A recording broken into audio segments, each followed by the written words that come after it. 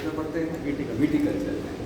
फिर रेशम, रेशम का मतलब सेरीकल्चर, ठीक है ना, सेरीकल्चर में पढ़ते हैं। फूल, फूल को हम लोग फ्लोरिकल्चर में पढ़ते हैं। इसमें पढ़ते हैं फ्लोरिकल्चर। एक बागवानी, दैट मीन्स हॉर्टिकल्चर, बागवानी दैट मीन्स हॉर्टिकल्चर। और पौध उत्पादन, ठीक है ना, पौधे का उत्पादन जो भी है, ठीक है ना, ये प्लांट और उत्तर प्रदेश के विकास में इनका क्या क्या प्रभाव है, ये चैप्टर का पूरा नाम है, ये टॉपिक है। इससे प्रश्न आते हैं, क्या क्या आते हैं, कैसे कैसे आते हैं, तो सारा हम लोग देखेंगे, ठीक है ना। पहले जानेंगे कि क्या क्या है इसके विषय में, और फिर उसके बाद जो है यहाँ आपको नीचे जो है क्या दिया हुआ है, प्रश्न दिया हुआ है, अभ्यास प्रश्न, इनको आपको करना है, ठीक है ना, क्लियर। और इन्हीं प्रश्नों का उत्तर जो है फाइनली यहाँ आपको मिल जाएगा, ठीक है ना, क्लियर। चलिए इस चैप्टर को हम लोग देखते हैं कि क्या इस चैप्टर में दिया हुआ है, ठीक, और क्या क्या आपको पढ़ना है। जैसे जितने भी कल्चर्स के बारे में दिया हुआ है उन सब के बारे में विस्तार में पूछा जाता है। कभी मत्स्य से पूछा जाएगा, कभी अंगूर से पूछा जाएगा, कभी बागवानी से पूछा जाएगा, ठीक है ना, क्लियर। कभी फूल उत्पादन से पूछा जाएगा, कभी किसी पौधे के स्पेसिफिसिटी से, जैसे हमारा आजकल दुनिया भर का बायो प्लांट चल रहा है जो आपका ईंधन उत्पन्न करते हैं, ग्रीन एलगी, ठीक है ना, ईंधन वाले जो हमारे, ठीक, ईंधन में आपके आते हैं जेट्रोफा, करंज, ठीक है ना, क्लियर। तो ये सब पौधे जो होते हैं वो ईंधन पौधे कहलाते हैं, ठीक है ना। तो उन सब के बारे में भी आपको पेट्रोलियम प्लांट ये सब पूछ लेते हैं, ठीक है ना, क्लियर। आइए चलिए जान लेते हैं कि उत्तर प्रदेश में क्या है। उत्तर प्रदेश की जलवायु बागवानी फसलों के उत्पादन के लिए उपयुक्त मानी जाती है, और उपयुक्त जलवायु की उपस्थिति के कारण उत्तर प्रदेश एक की सब्जी उत्पादन एवं खाद्यान्न उत्पादन में देश में सर्वाधिक योगदान रहता है। सब्जी उत्पादन के लिए आप जानते हैं कि सब्जी उत्पादन के लिए जो जहाँ अनुसंधान चलता है वो कहाँ है, वाराणसी में, ठीक है ना, क्लियर। और खाद्यान्न उत्पादन में हमारा प्रदेश जो है देश में सर्वाधिक योगदान दे रहा है। प्रदेश में बागवानी फसलों के क्षेत्रफल में विस्तार, उत्पादन में वृद्धि और इसके विकास हेतु शुरू की गई योजनाओं एवं आम, अमरूद, आंवला के उत्पादक बागानों के संरक्षण कार्यक्रम द्वारा उत्तर प्रदेश में बागवानी फसलों को क्या दिया जा रहा है, बढ़ावा दिया जा रहा है, ठीक है ना, क्लियर।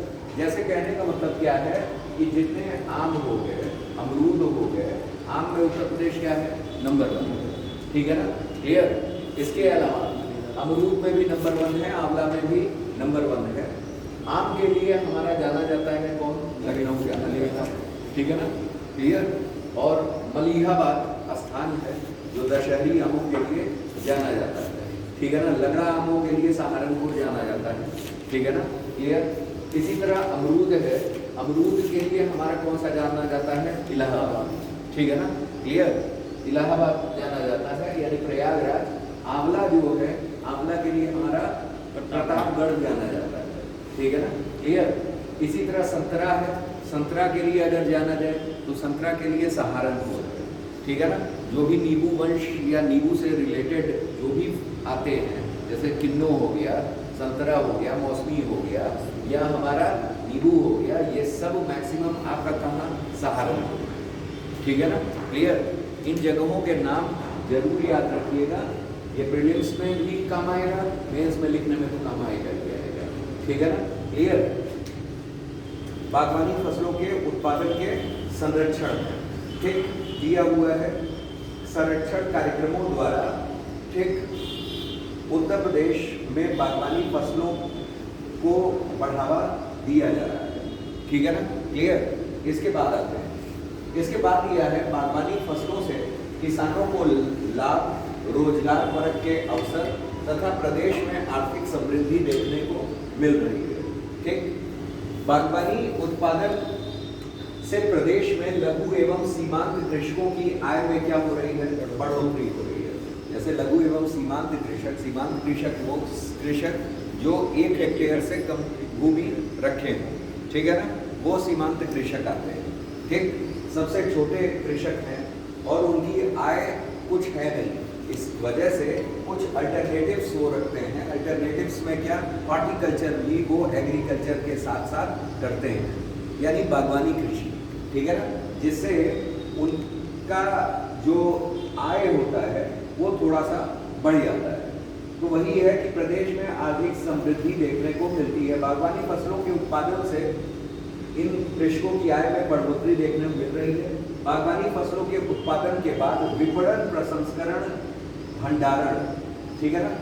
पहले क्या होता है, विपणन। विपणन का मतलब क्या, मार्केटिंग, ठीक है ना। प्रसंस्करण, प्रसंस्करण का मतलब प्रोसेसिंग, प्रोसेसिंग करके कुछ नया उत्पाद बनाते हैं। जैसे आप अगर गेहूं है तो गेहूं से आप क्या बना रहे हो, सूजी बना रहे हो, मैदा बना रहे हो, तो कैसे बना रहे हो, ब्रेड बना रहे हो, ये सब प्रोसेस के बाद है, ठीक है ना, प्रसंस्करण के बाद आप बना रहे हो, ठीक है ना, क्लियर। और फिर भंडारण भी है, ठीक। आदि क्षेत्रों में रोजगार के अवसर बढ़ रहे हैं, ठीक है ना। जैसे कई लोग क्या कर ले रहे हैं कि प्रोसेसिंग उद्योग खोल ले रहे हैं, छोटे मोटे उद्योग खोल ले रहे हैं, किसानों से डायरेक्ट कांटेक्ट करके प्रोडक्ट ले रहे हैं और उसको प्रोसेस करके बाजारों तक क्या कर रहे हैं, ले आ रहे हैं, ठीक है ना। विपणन क्षेत्र में भी क्या है, लोग रोजगार के अवसर देख रहे हैं। इनके अलावा हमारा भंडारण में भी कई लोग के पास अगर खेती किसानी नहीं है और उनके पास जगह है तो वो क्या कर रहे हैं, कोल्ड स्टोरेज खोल ले रहे हैं, ठीक है ना, जिसमें उनको क्या हो रहा है, आय हो रही है, ठीक है ना, क्लियर। इस तरह से रोजगार के अवसर बढ़ रहे हैं, लोगों को रोजगार भी मिल रहा है। बागवानी क्षेत्र में पुष्प, औषधि, ठीक है ना, पुष्प, तरह तरह के पुष्प हैं। आज पुष्प उद्योग देखिए, ठीक है ना, शादियां हो तो पुष्प उद्योग, ठीक है ना, अगर कहीं पूजा पाठ चल रहा है तो पुष्प का डेली, ठीक है ना। कई लोग आजकल देखते होंगे कि दुकान खोलते हैं, दुकान में सबसे पहले क्या करते हैं, एक माला चढ़ा देते हैं ईश्वर को, करते हैं कि नहीं। तो मतलब एक जगह, फिर एक के बाद 2, 3, 4, 5 ऐसे क्या होते हैं, सब जुड़ते जाते हैं, ठीक है ना। उद्योग के उद्योग व्याप्त है, ठीक है ना, कि क्या किए कि रोज एक माला उनको डेली क्या कर जा रहे हैं, वो पहुंचा जा रहे हैं प्रॉपर वे में, ठीक है ना, क्लियर। एक टाइमिंग बना लिए हैं, ठीक। कई लोग क्या कर रहे हैं, आपने देखा होगा कि कई कई दुकानों का क्या कि नींबू और मिर्चा वो भी पकड़ा जाते हैं कि टांग ले, और डेली फ्रेश, डेली फ्रेश, ठीक है ना। तो वो भी क्या है, उत्पादन का एक मतलब रोजगार का एक अवसर है, ठीक है ना। आप रोजगार तलाश सकते हैं, ठीक है ना, किसमें, नींबू मिर्चा उद्योग, ठीक है ना। मतलब कोई भी चीज बुरा नहीं होता है, बस हम उसके टॉप तक जाए, ठीक है ना। आप एक अल्टरनेटिव रखिए, कहने का मतलब ये है, ठीक है ना। लेकिन हाँ, जो तैयारी कर रहे हैं वो तैयारी करते रहे, ऐसा नहीं है कि केवल नींबू मिर्चा में ही सारा इंटरेस्ट रह जाए, ठीक है ना, क्लियर। आगे आगे बागवानी फसलों के उत्पादन के बाद ये चीजें हो गई। औषधि, हमने बताया कि कई ऐसे फसल लोग उगा रहे हैं, प्लांट उगा रहे हैं जो औषधियों से रिलेटेड होते हैं। जैसे एक बच्ची बहुत जानने के लिए वो थी, ठीक है ना, तत्पर थी कि सर्पगंधा क्या है, ठीक है ना, यानी राउअल्फिया सर्पेंटाइना।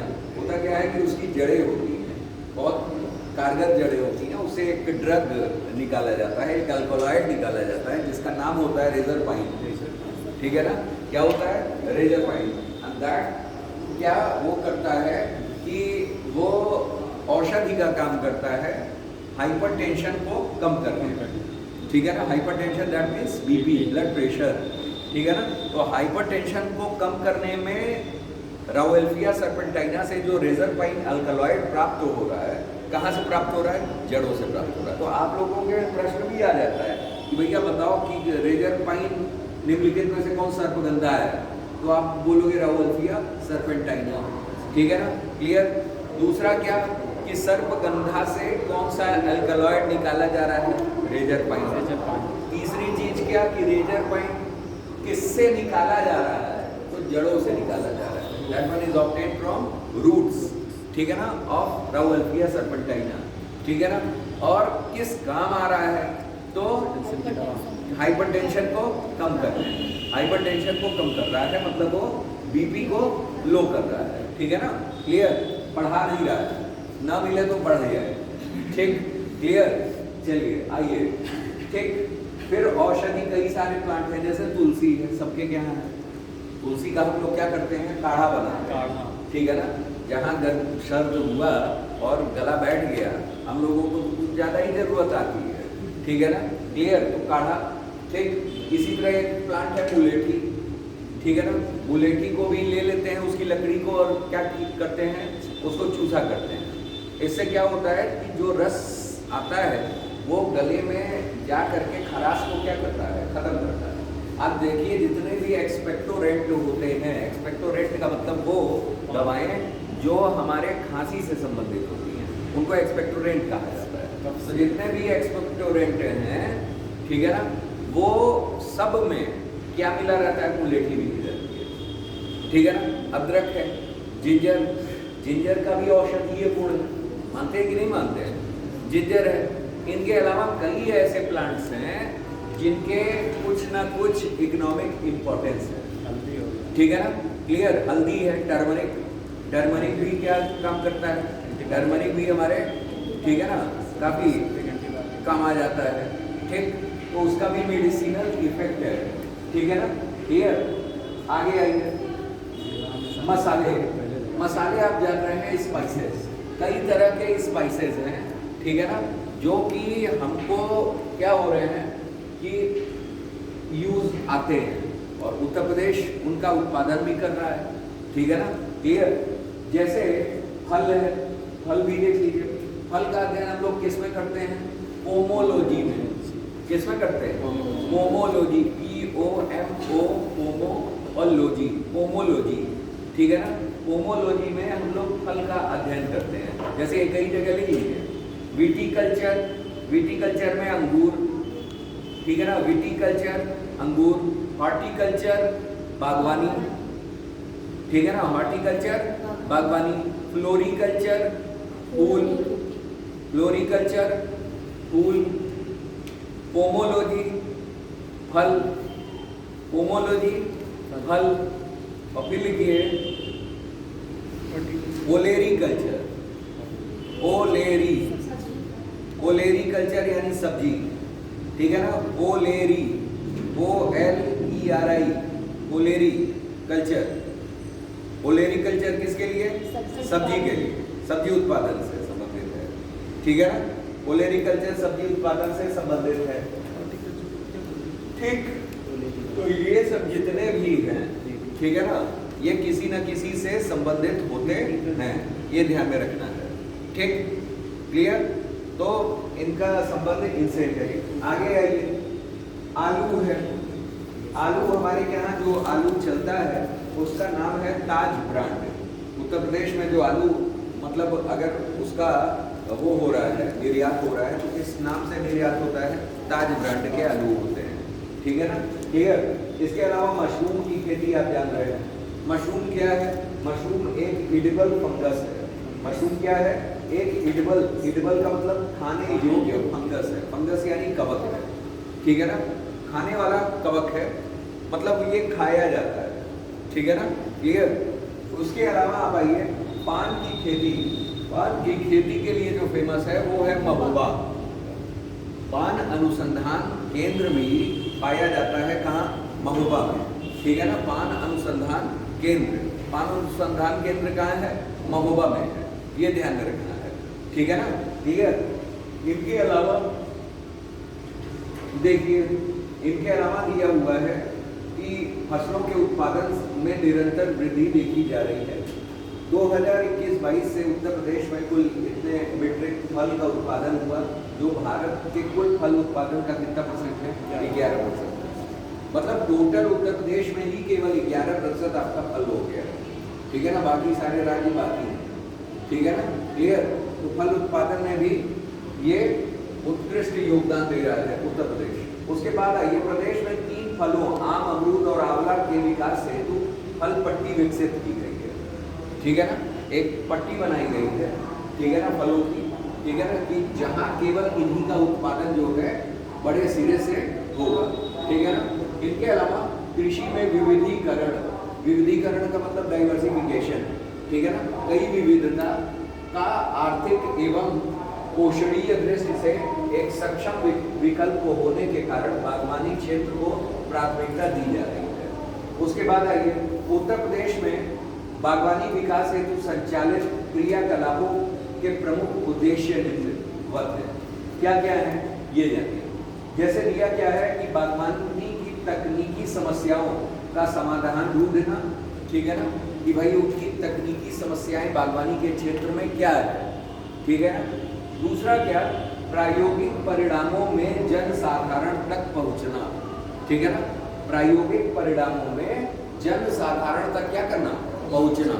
उसके बाद आइए, फसलों के सघनीकरण, सघनीकरण का मतलब होता है डेंसिफिकेशन, ठीक है ना, कि सघन मात्रा में फल हो, ठीक है ना, फसल हो। तो फसल चक्र में परिवर्तन कर उत्पादकों की उनके श्रम और कम निवेश में अधिक लाभ हो। अगर हम लोग फसल चक्र के हिसाब से चल रहे हैं तो जाहिर सी बात है कि उनका सघनीकरण और फसल उत्पादन भी क्या होगा, बढ़ेगा, जिससे कि हमारा निवेश क्या है, कम हो, ठीक है ना। कम निवेश में अधिक प्राप्ति हो, ठीक है ना। निवेश मतलब इन्वेस्टमेंट हम कम कर रहे हैं, लागत हमारी कम आ रही है, ठीक है ना। लागत हमारा कम आ रहा है, निवेश हमारा कम आ रहा है, लेकिन प्रोडक्शन क्या हो रहा है, ज़्यादा हो रहा है, ठीक है ना। आगे आइए, औद्योगिक फसलों की उत्पादकता एवं गुणवत्ता में वृद्धि हेतु नवीनतम तकनीक अपनाने हेतु प्रेरित करना, ये भी एक बात है। क्या कि नवीनतम तकनीक ले आना, वही ओल्ड फैशन तकनीक जो चली आ रही है परंपरागत हम लोग फसल उत्पादन में, तो क्या वो कारगर है, नहीं कारगर है। समय भी ले रहा है, ठीक है ना, क्लियर, श्रम भी ज़्यादा लग रहा है, ठीक है ना, और उतना प्रोडक्शन भी नहीं हो पा रहा है। आप नई नई तकनीकें ले आइए, ठीक है ना। साइंस का प्रयोग, जैसे कल हम लोग पढ़े थे कि high yielding wheat seed varieties ले आइए, ठीक है ना। फसलों के आधुनिकीकरण के लिए नए नए वेपन्स वो आ रहे हैं, यंत्र आ रहे हैं, ठीक है ना, औजार आ रहे हैं, ठीक है ना, जिससे कि कम समय में ही हम ज़्यादा मुनाफा क्या कर सकते हैं, कमा सकते हैं।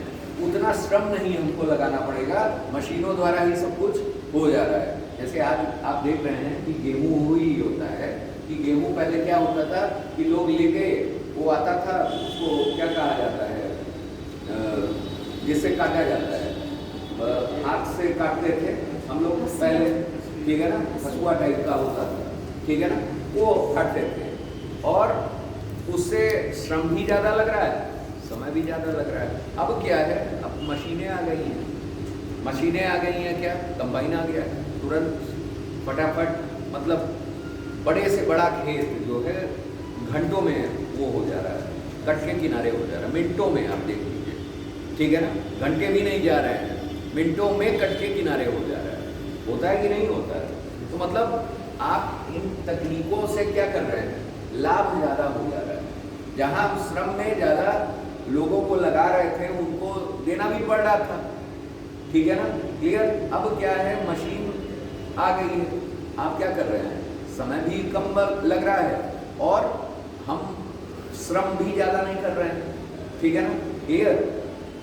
चलिए आगे दिया हुआ है, वैज्ञानिक संस्कृतियों के अनुसार आवश्यक निवेशों को सामयिक और वैज्ञानिक उपयोग, उनका सामयिक उपयोग और वैज्ञानिक उपयोग, ठीक है ना, क्लियर। सामयिक का मतलब क्या, जो मतलब चल रहे हैं, ठीक है ना। आगे आते हैं, फसलों का उचित मूल्य दिलाने तथा सतत आपूर्ति हेतु भंडारण विधायन और विपणन की सुविधाएं का विकास करना। जैसे उचित मूल्य दिलाने के लिए, उचित मूल्य दिलाने के लिए सरकार क्या कर रही है, सरकार की एक संस्था है CACP, ठीक है ना। CACP जो है एग्रीकल्चर कॉस्ट एंड प्राइसेस पर डिपेंड करती है, वो MSP डिफाइन करती है। हमने आपको बताया था कि सरकार 23 फसलों के लिए क्या कर रही है, MSP दे रही है, जिसमें आपके, ठीक है ना, तिलहन 7 है, ठीक है ना, तिलहन 7 और अनाज 7, ठीक है ना, मतलब सीरियल्स। पल्सेस कितने हैं, 5 है, और 4 हमारे कमर्शियल क्रॉप्स हैं, ठीक है ना, वाणिज्यिक फसलें हैं। कुल मिलाकर के 23 फसलों के लिए सरकार क्या कर रही है, MSP निर्धारित कर रही है। ठीक है ना, क्लियर। एमएसपी निर्धारित कर रही है, तो ओवरऑल क्या ये कौन कर रहा है?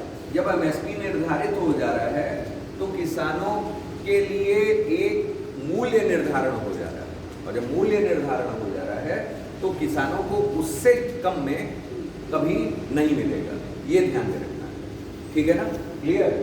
आगे है गन्ने के लिए, अगर देख लिया जाए गन्ने के लिए क्या होता है? एफआरपी होता है, ठीक है ना, एफआरपी हो जाता है, लाभकारी मूल्य वहां मिलता है, ठीक है ना, क्लियर। आगे देखिए, उसके अलावा भंडारण विधायन, भंडारण की भी चीजें चलाई जा रही हैं। इनके अलावा विपणन, मार्केटिंग, जैसे सरकार क्या कर रही है? ई नाम चला रही है। ई नाम, ई नाम में क्या है?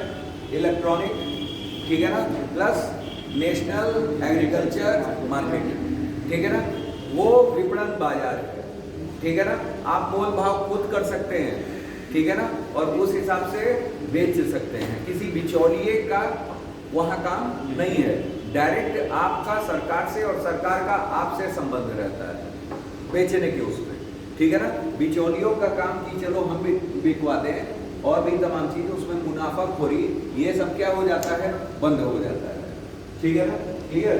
इनके अलावा ये सब ई एवं फल संरक्षण, ठीक, फिर उसके बाद बुनकरी, ये उकरी और बेकरी, ठीक है ना, खाद्य प्रसंस्करण, मशरूम में अल्पकालीन दीर्घकालीन प्रशिक्षण दे करके कुटीर उद्योग को बढ़ावा देना और पान विकास के लिए कार्यक्रम चलाना, ठीक है ना, ये भी है भाई।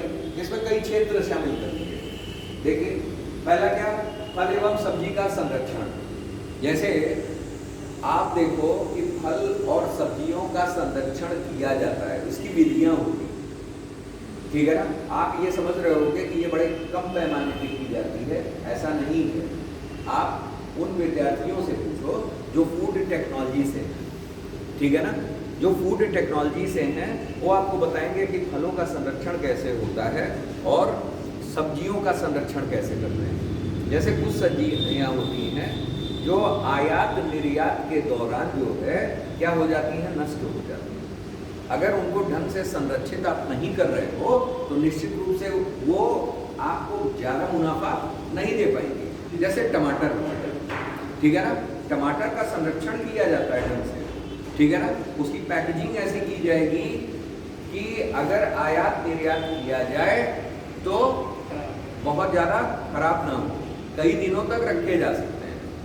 आप फलों को ही देखो, फल आते हैं पेटियों में आते हैं और व्यवस्थित तरीके से आते हैं, ठीक है ना, क्लियर। तो इससे क्या हो रहा है कि उनकी देख रेख हो रही है, ठीक है ना, उनका संरक्षण है, प्रिजर्वेशन है, ठीक है ना। और जब प्रिजर्व्ड नहीं होगी, प्रिजर्वेशन नहीं होगा, संरक्षण नहीं होगा तो वो क्या हो जाएंगी? असमय नष्ट हो जाएगी, ठीक है ना। तो उसके संरक्षण के लिए ही ये सब किया जा रहा है। आगे आइए, कुकरी आप जान ही रहे हैं, ठीक है ना, बेकरी जान रहे हैं। बेकरी प्रोडक्ट्स हमारे क्या हैं? These are fermented products. Mainly हम लोग बेकरी में कौन सा प्रोडक्ट यूज़ करते हैं? फर्मेंटेशन प्रोडक्ट यूज़ करते हैं, ठीक है ना, क्लियर, समझ में आया? ठीक है क्या?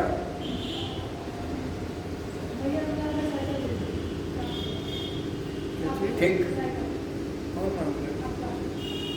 ठंडा ठीक। खाद्य प्रसंस्करण मशरूम में अल्पकालिक और दीर्घकालीन प्रशिक्षण देकर कुटीर उद्योगों को भी क्या किया जा सकता है? बढ़ावा दे।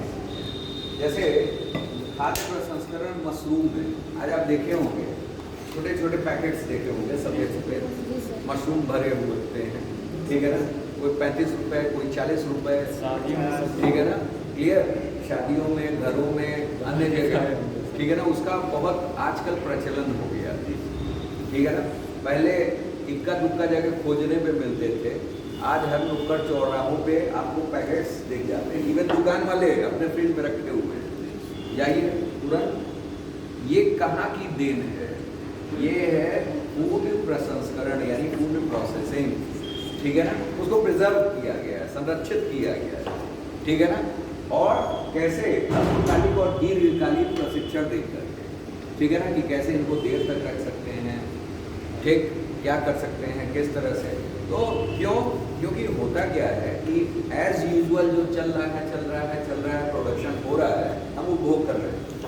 लेकिन कभी कभी जैसे त्योहारों में अचानक से क्या हो जाता है, ज़्यादा डिमांड बढ़ जाती है। तो उस हिसाब से अगर पहले से थोड़ा प्रिजर्व करके नहीं रखे हैं तो अचानक से इतना प्रोडक्शन कर पाना क्या पॉसिबल है? नहीं पॉसिबल है। तो हर चीज़ों को दृष्टिगत करते हुए ही कोई कार्य किया जाता है, ठीक है ना? वही समझाया है। फिर उसके बाद पान विकास के लिए कार्यक्रम। पान के लिए हमारा एक जगह है, कौन? महोबा। ये ना कर दीजिएगा कि पान कहाँ पाया जाता है, अरे सर बनारस में। वैसे पता, अरे अमिताभ बच्चन तो गायक है, पान बनारस वाला है, तो ऐसे थोड़ी ना है, ठीक है ना? क्लियर? सबसे किसी से पूछिए पान कहाँ? बनारस। कोई भी देखिए, ठीक है ना? कोई महोबा का पान नहीं कहता है, ठीक है ना? क्लियर? जो कि प्रचलन महोबा में पान का है, और पान अनुसंधान भी जो है कहाँ है? महोबा में, ठीक है ना? क्लियर? महोबा बुंदेलखंड क्षेत्र है, ठीक है ना? पान के लिए जाना जाता है, ठीक है ना? मेनली बुंदेलखंड क्षेत्र जो जाना जाता है वो धूम्रपान के लिए ही जाना जाता है, समझ रहे हैं? आपका बीड़ी उद्योग भी वहीं है, ठीक है ना? क्लियर? आपका पान उद्योग भी वहीं है, ठीक? तो धूम्र भी और पान भी, ठीक? सब बुंदेलखंड रीजन है, ठीक है ना? क्लियर? तो शौकीन लोग वहाँ जा सकते हैं, ठीक? उसके बाद क्षेत्र आधारित रणनीति के माध्यम से, ठीक है ना? नहीं भाई, सबकी पसंद होती है। अभी किसी से पूछिए, क्यों भाई धूम्रपान करते हो? सर ऊंचे लोग ऊंची पसंद, ठीक है ना? क्लियर? तो ये सब चीजें हैं। आगे जो क्षेत्र आधारित रणनीति के माध्यम से अनुसंधान, ठीक?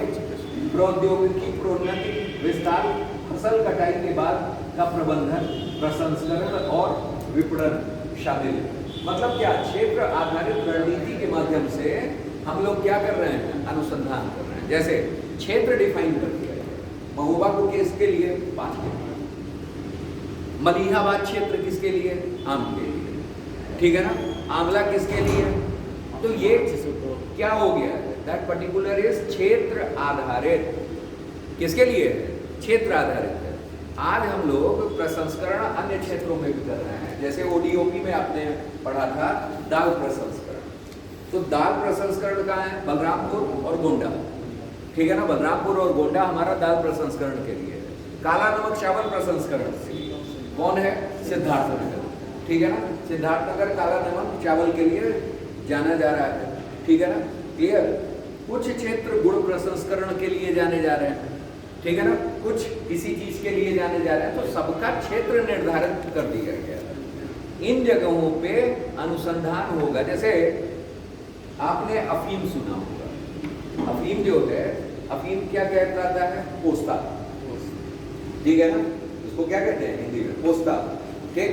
अफीम जो है ओपियम इंग्लिश में कहते हैं, ओपियम, और साइंटिफिक नेम है पेपेवर सोमनीफेरम।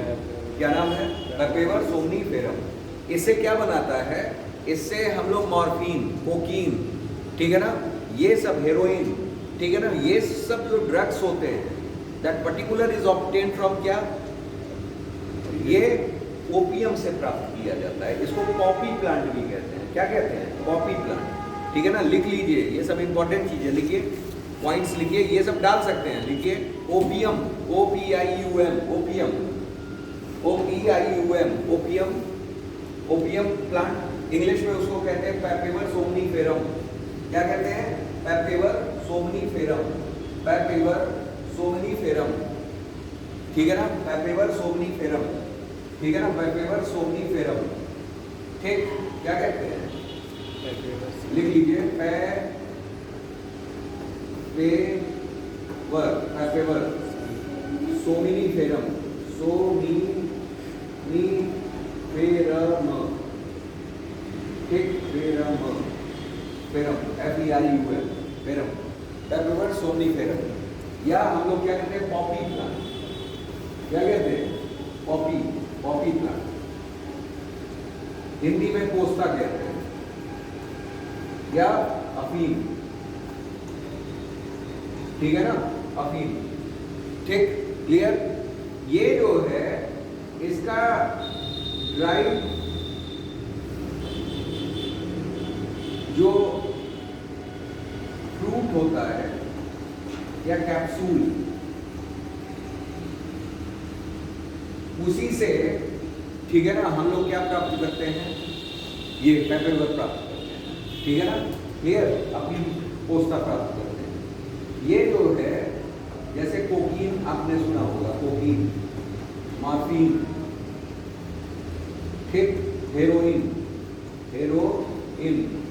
ठीक, तो ये जितने भी हमारे इस तरह के ड्रग हैं, ये सब प्राप्त किए जाते हैं कैसे, इसमें ये निश्चेतक का काम करते हैं। निश्चेतक का काम करना मतलब क्या, चेतना को जो आपके खत्म कर देते हैं, दैट एक्ट एज हेलुसिनोजेन, इंग्लिश में हेलुसिनोजेन कहा जाता है, ठीक है ना, जो निश्चेतक का काम कर रहे हैं, ठीक है ना, एनेस्थीसिया जो देते हैं, नहीं, एनेस्थीसिया अलग चीज हो गई। एनेस्थीसिया में क्या होता है कि हम लोग क्लोरोफॉर्म सुधा देते हैं, ठीक है ना, क्लोरोफॉर्म से क्या हो जाता है, व्यक्ति बेहोश हो जाता है। लेकिन ये क्या है, ये मतलब अलग है, हेलुसिनोजेन होना है, निश्चेतक का काम करता है, ठीक है ना। तो पेपेंडर सोमनीफेरम, ठीक, तो इनका क्षेत्र जो यूपी में है, दो जगहों पे है, एक गाजीपुर में और एक कहाँ है, बाराबंकी, ठीक है ना, एक कहाँ है गाजीपुर में और एक कहाँ है, बाराबंकी में है, ये ध्यान रखिएगा, ठीक है ना, क्लियर। तो वही कहा है यहाँ क्या कि क्षेत्र आधारित रणनीति के माध्यम से अनुसंधान, ठीक है ना, प्रौद्योगिकी प्रोन्नति, फसल कटाई विस्तार के बाद क्या किया जाता है, प्रबंधन किया जाता है, ठीक है ना, प्रसंस्करण किया जाता है और विपणन किया जाता है, ये ध्यान रखिएगा, ठीक है ना, क्लियर। ये इंपॉर्टेंट चीज है, ये लाइन, इसका मतलब ये ना समझ लीजिएगा कि बस ऐसे ही दिया हुआ है, ठीक, इसको आप ड्रॉ करेंगे कैसे, जैसे क्षेत्र आधारित, ठीक है ना, रणनीति, उसमें लिख देंगे क्षेत्र में फसल जो, ठीक, उसका क्या किया जाएगा, पहले अनुसंधान किया जाएगा, रिसर्च, फिर प्रौद्योगिकी प्रोन्नति देखी जाएगी, विस्तार किया जाएगा उसी आधार पे, फिर क्या किया जाएगा, कटाई की जाएगी, उसके बाद प्रबंधन, प्रसंस्करण और फिर क्या, विपणन यानी मार्केटिंग, ये सब प्रोसेसेस होंगे, ठीक है ना, क्लियर, ये ध्यान में रखिएगा। आगे आइए, आगे जैसे ध्यान दीजिए कि इन पट्टियों का विस्तार किया गया है, ये भी क्षेत्र आधारित है, ठीक है ना, ये क्या है, क्षेत्र आधारित। जैसे आम अगर देखा जाए, आम हमारा कहाँ है, मेनली हमारा कहाँ है, मेनली हमारा लखनऊ में, मलिहाबाद क्षेत्र, दशहरी, ठीक है ना, लेकिन इनके अलावा भी सहारनपुर, मेरठ, इन जगहों पे भी आम की प्रचुरता पाई जा रही है, फल पट्टियां विकसित की गई हैं अलग अलग आमों की, ठीक है ना, क्लियर। उसके बाद आते हैं, उसके बाद हमारा है अमरूद क्षेत्र, कौन क्षेत्र, अमरूद। अमरूद जो है, अमरूद हमारा कौशाम्बी एवं बदायूं के 6 विकास खंडों में है, ठीक है ना, कौशाम्बी तथा बदायूं के 6 विकास खंडों में हमारा क्या लगा हुआ है, अमरूद लगा हुआ है। फिर आते हैं आंवला, आंवला पे आ जाए तो आंवला जो हमारा है वो कहाँ है, वो हमारा प्रतापगढ़ में। हालांकि आपका अमरूद मेनली कहाँ के लिए जाना जाता है, प्रयागराज के लिए, ठीक है ना, मेनली कहाँ, प्रयागराज, लेकिन यहाँ कौशाम्बी और बदायूं के भी 6 विकास खंडों में क्या है, अमरूद उत्पादन है, ठीक है ना, क्लियर। तो इनकी पट्टियां विकसित की गई इन जगहों पे, तो क्षेत्र वाइज इनका प्रोडक्शन हो रहा है, मैनेजमेंट हो रहा है, ठीक, फिर कटाई हो रही है, जो भी चीज़ें हो सकती हैं, फिर प्रोसेस्ड किया जा रहा है, फिर मार्केटिंग की जा रही है, ठीक है ना। तो ये सब चीज़ें हो रही हैं, जिससे क्या हो रहा है, उपज ज़्यादा पैदा किया जा रहा है और उसका लाभ भी कमाया जा रहा है। आगे आइए, ठीक, भूमिका क्या है, प्रदेश के 27 चिन्हित जनपदों में आलू और शाक भाजी का उत्पादन अधिक होता है, आलू का और साग भाजी का उत्पादन ज्यादा होता है, दिया है, जबकि शीत गृहों का भंडारण क्षमता क्या है, कम, ठीक है ना, क्लियर। मतलब आवश्यकता है किसकी, शीत गृहों की बढ़ाने की, कोल्ड स्टोरेज की बढ़ाने की, ठीक है ना, उतने जितने ही हम लोगों की फसल हो रही है उतने कोल्ड स्टोरेज उपलब्ध नहीं है, ठीक है ना। ये तो ये कमी है एक हिसाब से, ठीक। इसमें 58 विकास खंडों में प्रथम शीतगृह की स्थापना को प्रोत्साहित करने के हेतु एकीकृत बागवानी विकास मिशन, ठीक है ना, एकीकृत बागवानी विकास मिशन योजना अंतर्गत, ठीक है ना, कार्य चलाया जा रहा है। मतलब ओवरऑल शीतगृह की स्थापना कराई जा रही है 58 विकास खंडों में, ठीक है ना, जिससे कि जो प्रोडक्शन हो उन जगहों पे, अब जैसे देखिए अगर ये वाली लाइन हम आ जाए इस जगह, ठीक, तो यहाँ फसल कटाई के बाद पहला काम क्या है? प्रबंधन। प्रबंधन का मतलब क्या कि उसको प्रबंधित किया जाए, स्टोर किया जाए, ठीक। मैनेजमेंट कैसे चलेगा? स्टोरेज से चलेगा। स्टोर हो ही नहीं रहा है तो कहाँ से काम चलेगा, ठीक, वो तो नुकसान हो जाएगा, ठीक है ना, क्लियर। अब जैसे आलू निकला, आलू को चाहिए कि ठंडे घर में हम लोग कुछ समय बाद शिफ्ट कर दें, ठंडे घर मौजूद ही नहीं है, क्षेत्र विस्तार आपने कर दिया, पट्टी बना दी, तो सारा प्रोडक्शन हो गया आलू, ये पूरा क्षेत्र आलू का है, कोल्ड स्टोरेज है ही नहीं, आप कहाँ ले जाओगे? घर में कितना आप सेव करोगे, ठीक। फाइनली वो क्या हो जाएंगे? खराब हो जाएंगे, तो उसका उपयोग होना चाहिए। फिर उस बाद हमारा क्या है? प्रसंस्करण करते हैं, प्रोसेसिंग करते हैं, उसके प्रोडक्ट्स बनाते हैं। जैसे आलू ही ले लीजिए, तो आलू से क्या क्या बन जाता है? प्रसंस्कृत करके चिप्स बनता है, मेनली आप देख रहे हैं आलू का चिप्स बनता है, पापड़ बनाना, ठीक है ना, क्लियर। और भी कुछ बनता है। अब ये ना कहिएगा कि सर वो क्या कहते हैं, फिंगर चाट है कि नहीं है, क्या बनता है? फ्राई फिंगर, हाँ, फ्राई, क्या, फ्रेंच फ्राई, हाँ, French fry. Sir French fry आज अंकल हो सके आ जाए, अंकल चिप्स टाइप का कुछ इस तरह का। भाई प्रसंस्करण है, आजकल तो खाने ऐसे बन रहे हैं कि उनमें कुछ ऐसा प्रिजर्व कर दिया जा रहा है कि महीने महीने तक वो प्रिजर्व रह रहा है, ठीक है ना, क्लियर। धीरे धीरे बेकरी इंडस्ट्री में भी देख लीजिए कि बेकरी इंडस्ट्री में मेनली क्या रहते हैं? प्रोसेस्ड फ्रूट, उस तरह के फ्रूट हैं जो भी आपके फूड्स हैं, जो भी फूड्स हैं वो उनको क्या कर रहे हैं? काफ़ी दिन तक प्रिजर्व हम कर सकते हैं कि नहीं कर सकते हैं? तो वही सब सारी चीज़ें हैं, तो उनकी व्यवस्था की सकते आगे आई।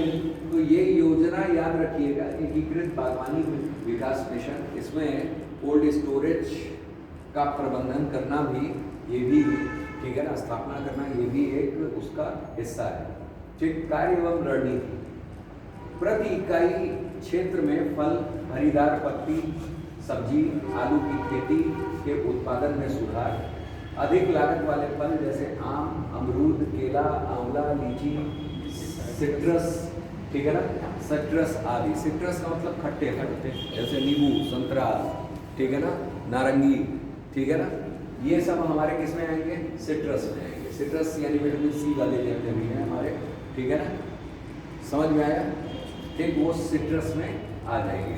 लिखा हुआ है साइट्रस लिखा है, वो अलग चीज है, सिट्रस ही है, ठीक है ना।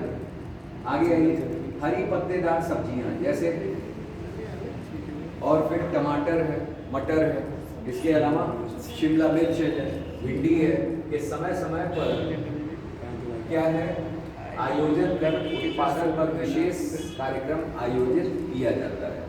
आजकल तो सरकार ने ये भी कर दिया है कि जैसे आयोजन भी किया जा रहा है, ठीक है ना, कई चीज़ों का। जैसे आम है, आम को बढ़ावा देने के लिए क्या किया जाता है? एक सम्मेलन टाइप का कर दिया जाता है, ठीक है ना, क्लियर, प्रदर्शनी टाइप का कर दिया जाता है, जिसमें डिफरेंट वैरायटीज आती हैं आम की, और देश विदेश से लोग आते हैं, ठीक है ना। तो वो क्या है? उस चीज़ को बढ़ावा देने का एक मकसद है। आंवला का कर दिया मेला टाइप का, ठीक है ना, फेयर कर देते हैं। इसी तरह आलू के डिफरेंट वैरायटीज़ का कर दीजिए, ठीक है ना। तो इन सबों को प्रोत्साहित करने के लिए समय समय पर आयोजन करना चाहिए और विशेष कार्यक्रम आयोजित किए जाने चाहिए। काहे किए जाने चाहिए? बढ़ावा देने के लिए, जैसे आपने सुना है जीआई टैग, आगे जीआई टैग क्यों दिया जा रहा है?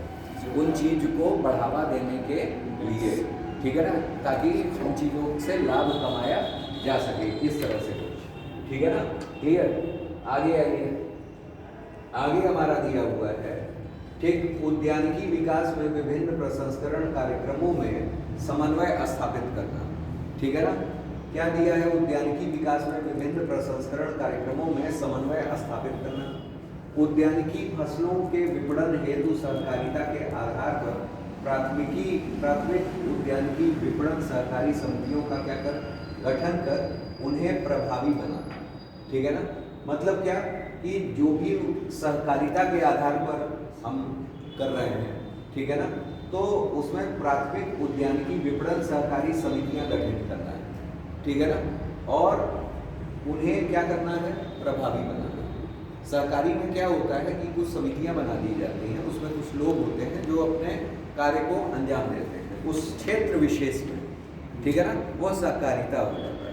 क्या हो जाता है? सहकारिता हो जाता है। तो सहकारिता के ही उसमें अपना विपणन करना, मार्केटिंग। फिर है पुराने कम उत्पादक और अनुत्पादक वृक्षारोपण का नवीनीकरण। जो पुराने प्लांट्स थे जिनकी उत्पादकता क्या थी?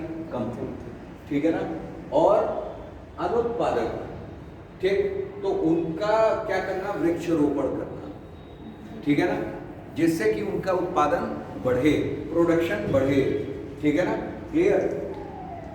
अधिक आय देने वाली बागवानी फसलों को बढ़ावा दे करके किसानों के आय में क्या करना? सुधार करना। जो बागवानी फसल है, जैसे गन्ना है, गन्ना मुख्य है बागवानी, एक हिसाब से कमर्शियल भी आ जाती है, ठीक है ना, क्लियर।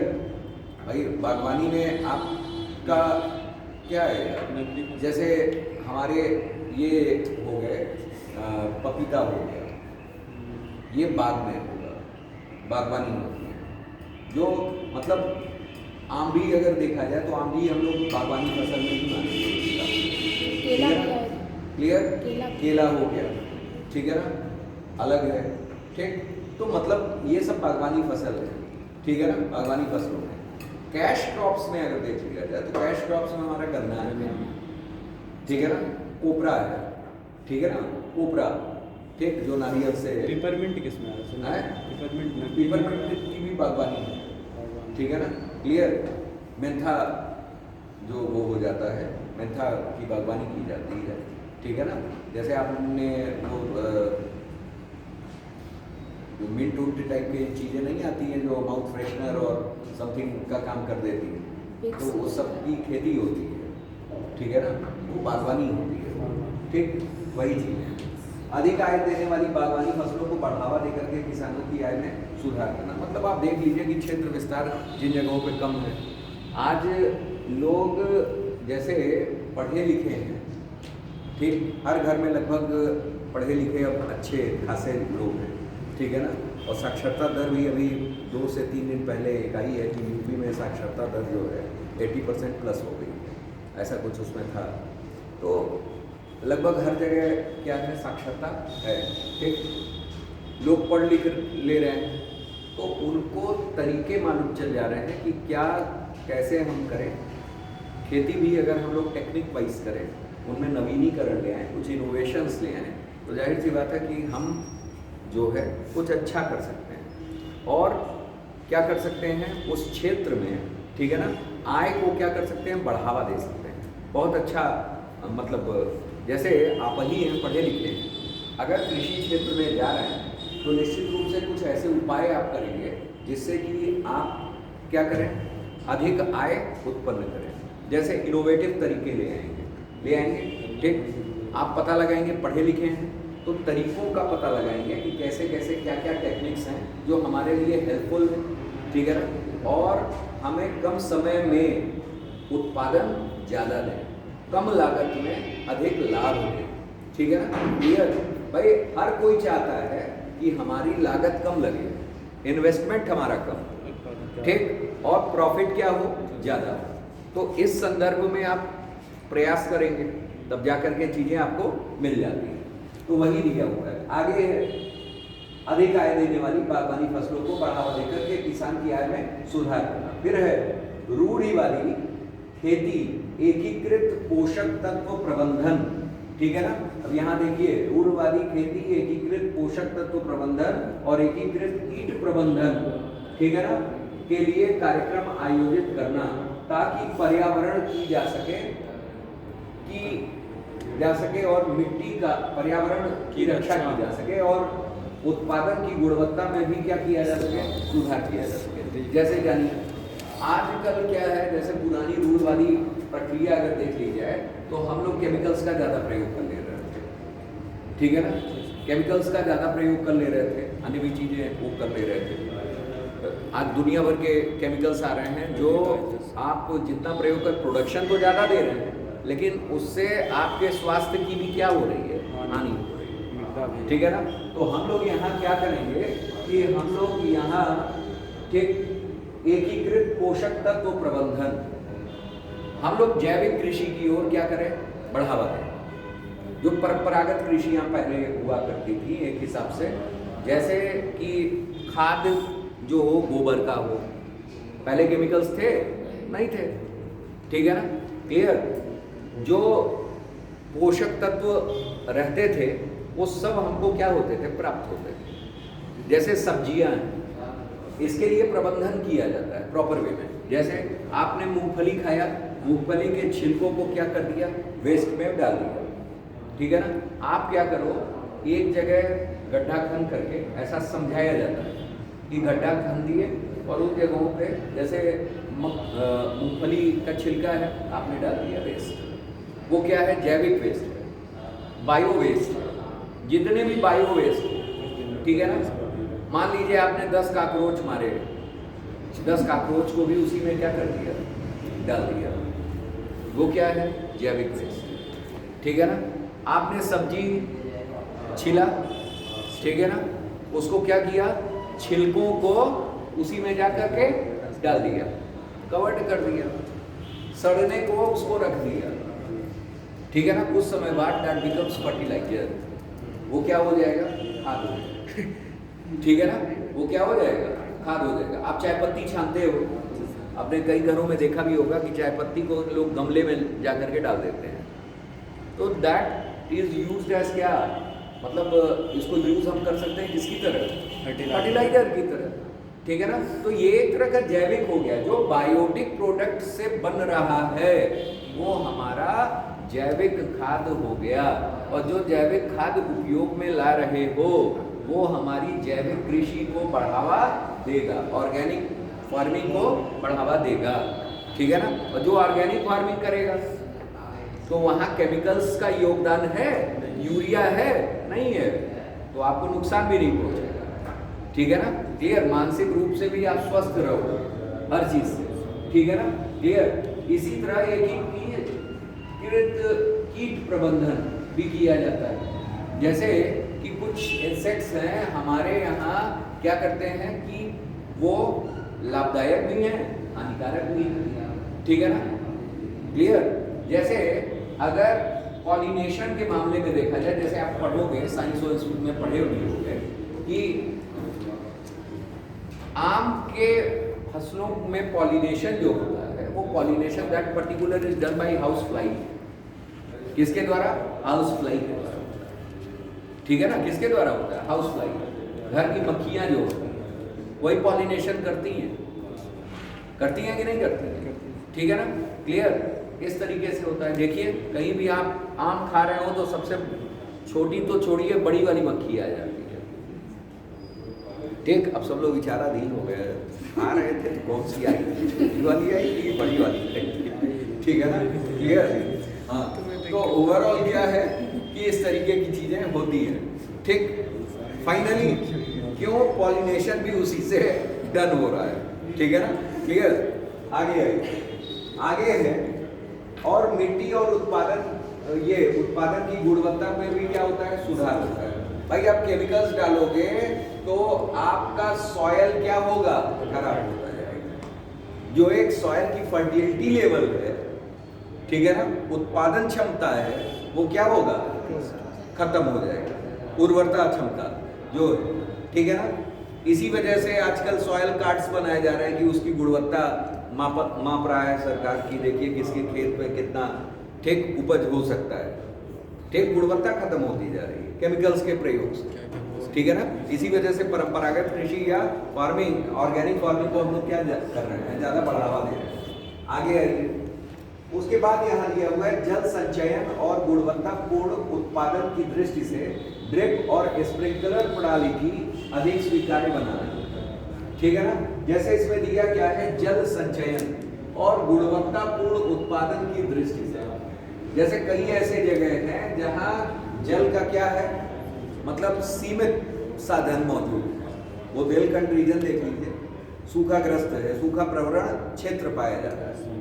उन जगहों पर हम लोग क्या करें, जल संचयन के कार्यक्रम चलाएं, जिनसे वर्षा के जल को क्या किया जा सके, संचित किया जा सके। और टपकाव कृषि, टपकाव सिंचाई जिसको कहा जाता है ड्रिप इरिगेशन या स्प्रिंकलर का हम लोग क्या करें, छिड़काव, ये वाला, पौधों को पानी बस चाहिए, ये नहीं कि बहुत प्रचुरता में, ठीक। उन जगहों पे वही फसल उगाए जाएं जिन जगहों जहां पानी की जिनके लिए उपलब्धता कम हो।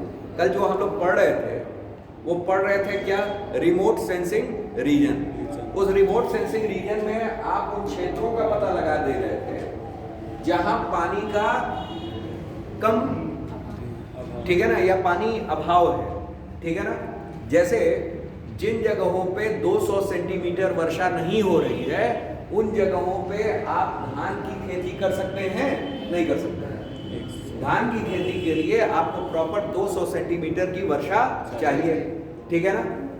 अगर नहीं है 200 सेंटीमीटर, आपने पता चला मौसम पूर्वानुमान से पता लगा लिया कि यहाँ वर्षा इस बार होनी नहीं है, तो आप क्या करोगे, उस जगह धान न बो करके कौन सी फसल बोगे, मोटे अनाज, ठीक है ना, मोटे अनाज।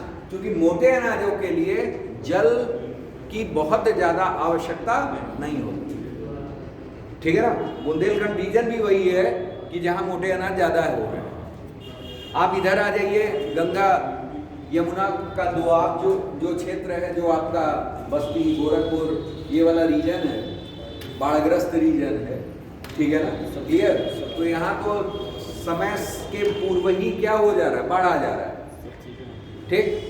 और इससे क्या है, इन जगहों पे जल की कमी नहीं है, और जब जल की कमी नहीं है तो इन जगहों पे आपका चावल ज़्यादा हो रहा है, प्रोडक्शन ज़्यादा हो रहा है कि नहीं हो रहा है, ठीक। तो मौसम और जल पे आधारित ही उसी तरह की कृषि भी आप पर निर्भर कर रही है। आगे इसमें दिया है क्या, उद्यानिकी फसलों के उत्पादन के सुधार के लिए कृषकों एवं बागवानी को आधुनिक तकनीकी जानकारी से अवगत कराना, ठीक। अब यहाँ कुछ आंकड़े दिए हुए हैं, ये आंकड़े देख लीजिएगा एक बार, फिलहाल में आपको ये जानना ही है, ठीक है ना। ये बदलते रहते हैं, बहुत इम्पोर्टेंट नहीं है उस समय का, जब भी आप आंसर लिखने जा रहे हैं तो आपको डेटा मिल जाता है, ठीक है ना। क्लियर, करंट अफेयर्स की किताब है, ठीक है ना, कृषि संबंधी आंकड़ों में। तो ये आंकड़ा देख लीजिएगा कि उस समय क्या चल रहा है, ठीक है ना, उसी के आधार पर इसको मेंशन कीजिएगा, ठीक है ना। अब आते हैं, यहाँ दिया हुआ है एकीकृत बागवानी विकास मिशन। ये एक महत्वाकांक्षी योजना है, यह प्रदेश के 45 जनपदों में क्या की जा रही है, संचालित की जा रही है, जिसमें केंद्र की भागीदारी 60% और राज्य की भागीदारी कितना है, 40%, ठीक है ना, क्लियर। इनके अलावा वित्तीय वर्ष जो पिछला था उसमें नवीनतम एक्सोटिक फ्रूट क्रॉप, जैसे हमारे ड्रैगन फ्रूट हो गया, फिग हो गया, ठीक है ना, और स्ट्रॉबेरी हो गया, ठीक, तथा नीके फ्रूट क्रॉप, ठीक है ना, जैसे आंवला, करौदा, जामुन, बेल, टैमरिंड जान रहे होंगे, इमली, ठीक है ना, जैक फ्रूट का मतलब क्या, कटहल, ठीक है ना, क्लियर। तो ये सब शामिल किया गया है, और ये जो है, ठीक है ना, ये एकीकृत बागवानी विकास मिशन के तहत है, ठीक है ना, क्लियर। आप देखते होंगे, जैसे कभी भी आप फल मंडी जैसे जगहों पे चले जाइए, एक पूरा का पूरा क्या आ रहा है, खेप ही आ जा रही है फलों की, ठीक है ना, एक फसल है तो पूरी खेप आ जा रही। क्यों? क्योंकि एक वो क्षेत्र स्पेसिफिक से आ रहा है, ठीक है ना कहीं उसके उत्पादन को क्या किया गया है, प्रोत्साहित किया गया है, और मिशन के द्वारा ही किया गया है। ठीक, आगे आइए, दिया है एकीकृत बागवानी विकास मिशन का उद्देश्य, इसमें क्या है, बागवानी उत्पादन में वृद्धि करना है, ठीक है ना। दूसरा क्या, पोषण सुरक्षा में क्या करना है, सुधार करना है। पोषण सुरक्षा हम लोग कैसे सुधार कर सकते हैं, ऐसे कि हम लोग केमिकल्स का प्रयोग ना करके हम लोग परंपरागत कृषि को क्या करें, बढ़ावा दें, ठीक है ना।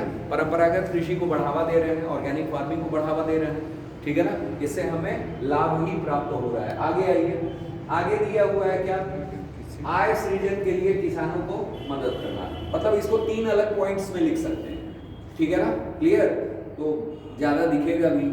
आगे आइए, अनुसंधान, अनुसंधान का मतलब क्या, रिसर्च, ठीक है ना भाई, रिसर्च हो रहा है, आज सबके लिए रिसर्च है, ठीक है ना, अफीम के लिए रिसर्च है, पान के लिए रिसर्च है कि नहीं है, आम के लिए रिसर्च हो रहा है, सब्जी के लिए रिसर्च हो रहा है, सबके संस्थान बनाए गए हैं, आलू के लिए रिसर्च हो रहा है, ठीक, क्लियर। प्रौद्योगिकी संवर्धन, टेक्नोलॉजी को हम लोग क्या कर रहे हैं, एम्प्लीफाइड कर रहे हैं, ठीक है ना, इनहेंस कर रहे हैं, विस्तार कर रहे हैं, एक्सपेंड कर रहे हैं। कटाई उपरांत प्रबंधन प्रसंस्करण, भाई प्रबंधन में क्या आ गया कि हम लोग कोल्ड स्टोरेज में ले जाकर के उसकी देखभाल कर रहे हैं, भाई रखना ही है, पता चला प्रोडक्शन ज़्यादा हो गया, कोल्ड स्टोरेज की उस क्षेत्र में क्या है, कमी है, ठीक, तो प्रबंधन क्या आप कर पाओगे, नहीं कर पाओगे, ठीक है ना। तो सबसे पहले हमें क्या चाहिए, प्रबंधन, उसके बाद क्या, प्रसंस्करण के लिए भेजा जाता है, प्रसंस्करण यानी प्रोसेसिंग के लिए, और उसके बाद हमारा किसके लिए भेजा जाता है, विपणन, बिकने के लिए, विपणन, मार्केटिंग, ठीक है ना, क्लियर। सहित स्थानीय विभेदित रणनीति के माध्यम से, ठीक है ना, राज्य, अब दिया हुआ है क्षेत्र के तुलनात्मक लाभ, इनकी विविध कृषि जलवायु विशेषताओं को एक संतीय सामंजस्य के साथ बागवानी क्षेत्र का सर्वांगीण विकास प्रदान करना, बागवानी विकास के लिए चल रहे विभिन्न नियोजित कार्यक्रमों को आपस में तालमेल करके, ठीक है ना, आपस में तालमेल से भागीदारी बनाना, ठीक है ना, और उन्हें एक दूसरे के साथ, ठीक, उन्हें एक दूसरे के साथ मिलकर काम करने के लिए प्रोत्साहित करना, ठीक है ना, क्लियर। आगे आइए, अगला दिया हुआ है वैज्ञानिक सूचना के माध्यम से प्रौद्योगिकी को क्या करना, बढ़ावा देना, ठीक है ना। वैज्ञानिक सूचना क्या, भाई वैज्ञानिक सूचना जो भी आजकल प्रयोग हो रहे हैं, वैज्ञानिक स्तर पे जो भी टेस्टिंग्स हो रही है, ठीक है ना, कि किस किस तरह से उपज को बढ़ाया जाए, किस तरह से किस्मों को सुधार किया जाए, ये क्या है, ये हमारा साइंटिफिक इनिशिएशन है, इनिशिएटिव्स है, ठीक है ना। तो उनके इंफॉर्मेशंस के आधार पर प्रौद्योगिकी को क्या करना, बढ़ाना, विकास करना, और उनका क्या करना, प्रसार करना, ठीक है ना, उनको एक्सपेंड करना। आगे आइए, कुशल और अकुशल व्यक्तियों, विशेषकर बेरोजगार युवकों को रोजगार के अवसर प्रदान करना। आज जो लड़के पढ़ ले रहे हैं, ठीक, वो खाली नहीं बैठे हैं, ठीक है ना, ये नहीं कि भाई एक ही तैयारी पे हम लगे हैं, दे हैव मोर अल्टरनेटिव्स, कई अल्टरनेटिव्स, ठीक है ना। जिनको कुछ करना है वो खाली नहीं बैठे हैं, जैसे क्या कर रहे हैं कि कृषि, पढ़े लिखे हैं तो कृषि में भी अवसर वो क्या कर ले रहे हैं, ढूंढ ले रहे हैं, ठीक है ना, क्लियर है भाई। उनको पता है कि कैसे हम पैसे उपज कर सकते हैं, जैसे आज मशरूम की खेती हो गई, मशरूम की खेती के लिए बहुत कुछ आवश्यक नहीं रहता है, कुछ दशाएं बनानी पड़ती हैं जिसकी वजह से प्रोडक्शन ज़्यादा हो जाता है, ठीक है ना, क्लियर।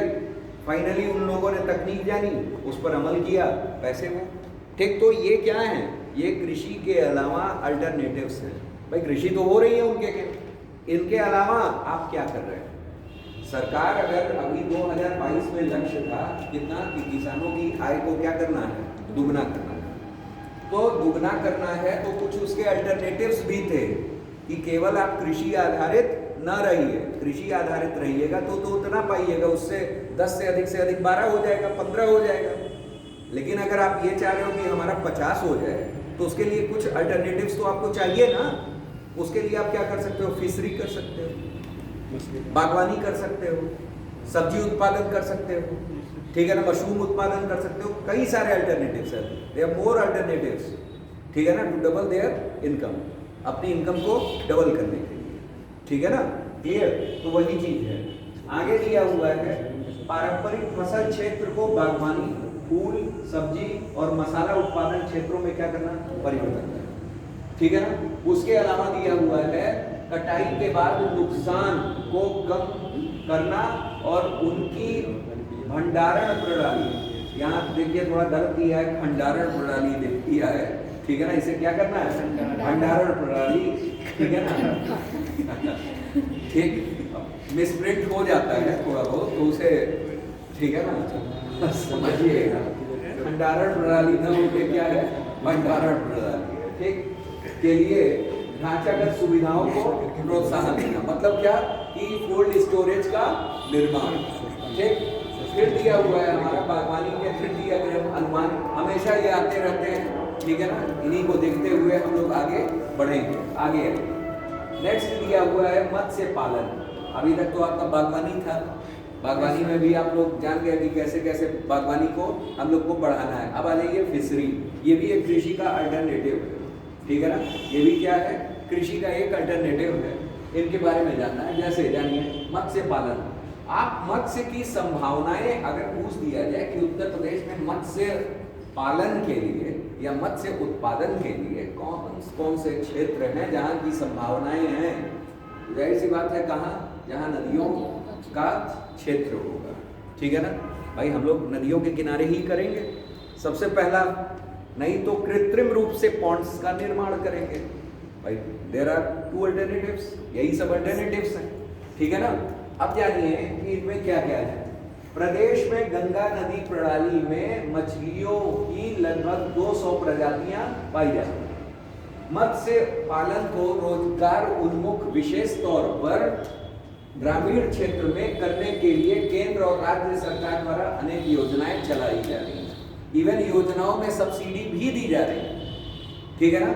मतलब सरकार पूरी तरह से सोच रखी है कि किसानों की आय को हम क्या करेंगे? दुगना करेंगे, ठीक, क्लियर।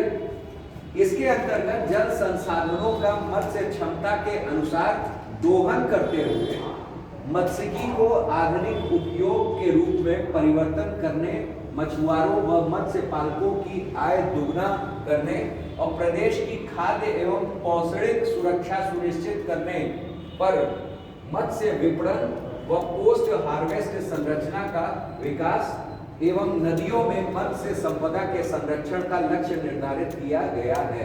अब इसमें देखिए 2-3 पॉइंट्स हैं, इनको तो मेंशन करिएगा ही करिएगा। पहला क्या? पहला दिया हुआ है क्या कि हम लोग आधुनिक उद्योग के रूप में इनको क्या करेंगे? ले आएंगे। दूसरा क्या? मछुआरों और मत्स्य पालकों की आय को क्या करना है? दुगना करना है। तीसरा क्या? खाद्य एवं पौष्टिक सुरक्षा। जानते हैं कि मछली क्या होती है? पौष्टिक मानी जाती है, प्रोटीन का प्रचुरता मानी जाती है। प्रोटीन पाया जाता है कि नहीं पाया जाता? कि उसमें कार्बोहाइड्रेट पाया जाएगा, क्या पाया जाएगा? प्रोटीन पाया जाएगा और कुछ तक क्या? फैट हमारा, ठीक है ना, क्लियर। तो प्रोटीन और फैट्स के कुछ ज्यादा वो हो गया और विटामिन भी हैं हमारे, विटामिन डी, ठीक है ना, विटामिन डी, ए भी है उसमें, ठीक है ना, क्लियर। तो कहने का मतलब क्या कि ये पोषण स्तर पर भी आपके क्या आ रहे हैं? काम आ रहे हैं, ठीक है ना। तो ये पॉइंट्स भी, खाद्य एवं पौष्टिक सुरक्षा सुनिश्चित करना, मत्स्य पालन में ये भी एक पॉइंट आप मेंशन करोगे कि इसके क्या क्या क्या उपयोगिता है, ठीक है ना। फिर मत्स्य विपणन, ठीक, पोस्ट हार्वेस्ट संरचना का विकास, ठीक, और नदियों में मत्स्य संपदा का संरक्षण। आगे आइए, प्रधानमंत्री मत्स्य संपदा योजना, ये आपका 10 सितंबर 2020 को प्रारंभ किया गया और इसमें सामान्य वर्ग के लाभार्थियों को 40% अनुदान दिया जाएगा। केंद्र 24 और 16% कहां से? राज्य। ये याद रखिएगा, ठीक है ना, क्लियर। क्योंकि इंपॉर्टेंट योजना है ये मत्स्य संपदा योजना, बहुत ज्यादा चला था, ठीक है ना, और इससे काफी लोगों ने लाभ भी कमाया, ठीक है ना, कि 40% अनुदान आपको कौन दे देगा? राज्य और केंद्र मिल करके। राज्य कितना दे रहा है? 16% और केंद्र कितना दे रहा है? 24। ठीक, समझ में आ गया? आगे आइए। महिला, अनुसूचित जाति और अनुसूचित जनजाति को 60% अनुदान राशि निर्धारित है। ठीक है ना? क्लियर? भाई महिला में सब आ जाएंगे, चाहे जनरल हो, चाहे आपके कोई अदर कास्ट हो। ठीक है ना? क्लियर? कई लोगों ने तो लाभ लेने के लिए क्या किया? महिलाओं के नाम से करवा दिया। ठीक है ना? क्लियर? 60% लाभ मिला। ठीक, अनुदान राशि निर्धारित कर दी गई। अवशेष धनराशि लाभार्थी द्वारा स्वयं वहन की जाएगी। मतलब क्या? अब देखिए 60% अगर लाभ आपको मिल जा रहा है सब्सिडी के रूप में, सरकार क्या कर दी कि भाई हम आपका जो भी खर्चा लगा उसका 60% सरकार वहन कर रही है। ठीक है ना? क्लियर? या 40% सरकार वहन कर रही है। तो आपको या तो 40% लगाना पड़ा या तो कितना लगाना पड़ा? 60%। ठीक, और आप क्या कर रहे हो कि बीमा भी इसका हो जा रहा है कि अगर आपका फसल खराब हो तो आप क्या कर दे रहे हैं? बीमा करा दे रहे हैं, क्षतिपूर्ति भी निकल आ रही है। ठीक है ना? तो कहीं से भी आपका घाटा नहीं हो रहा है और इसमें भाई लागत कम है। ठीक है ना? क्लियर? कम लागत और मछलियां ज्यादा हो जा रही हैं यहाँ। ठीक है ना? प्रोडक्शन, और आज जो है पौष्टिक वो पोषणीय दृष्टि से देखें तो ज्यादा लोग इसका क्या कर रहे हैं? सेवन कर रहे हैं। ठीक है ना? खपत ज्यादा है, कंजम्पशन ज्यादा है। ठीक, ये चीजें। अवशेष धनराशि लाभार्थी द्वारा स्वयं वहन की जाएगी। ठीक, ये बता दिया। आगे दिया है मुख्यमंत्री मत्स्य संपदा योजना। प्रधानमंत्री ने चलाया तो मुख्यमंत्री का भी योजना। ठीक है ना? वही चीजें हैं। अब यहाँ उत्तर प्रदेश सरकार ने 22-23 में 100% राज्य पोषित एक नवीन योजना मुख्यमंत्री मत्स्य संपदा योजना, ठीक है ना, वो की। इसके अंतर्गत 2 परियोजनाएं संचालित की जा रही हैं। पहला है मनरेगा कन्वर्जेंस अथवा पट्टा धारक द्वारा स्वयं अथवा अन्य विभागों के माध्यम से सुधारे गए ग्राम सभा व अन्य पट्टे के तालाबों में मत्स्य उत्पादन हेतु प्रथम वर्ष निवेश। ठीक है ना? क्लियर? और दूसरा यहाँ दिया है मनरेगा कन्वर्जेंस तथा पट्टा धारक द्वारा स्वयं अथवा अन्य विभागों के माध्यम से सुधारे गए ग्राम सभा व अन्य पट्टे के तालाबों में मत्स्य बीज बैंक की स्थापना। ठीक है ना? क्लियर? बीज बैंक भी मत्स्य बनाए गए हैं और निवेश का भी स्रोत बनाया गया है। ठीक है ना? क्लियर? प्रथम वर्ष के लिए। अब दिया है योजना में तालाबों के लिए ऐसे सभी पट्टाधारक आवेदन कर सकते हैं जिनके पट्टे की अवधि न्यूनतम कितना है? 4 वर्ष अवशेष। एक आवेदन को योजना अंतर्गत अधिकतम 2 हेक्टेयर जल क्षेत्र में लाभ अनुमन्य है। ठीक है ना? मतलब 2 हेक्टेयर क्षेत्र में वो लाभ क्या कर सकते हैं? ले सकते हैं। अगला है कम लागत का उद्योग होने के कारण मछली पालन में रोजगार अवसर क्या है? सीमित है। ठीक है ना? क्लियर? कम लागत का उद्योग होने के कारण मछली पालन में रोजगार के अवसर क्या है? सीमित है। भाई जाहिर सी बात है। ठीक, आगे दिया हुआ है पर्यावरणीय पर्यटन के रूप में भी मत्स्य उद्योग में असीम संभावना है। जैसे क्या?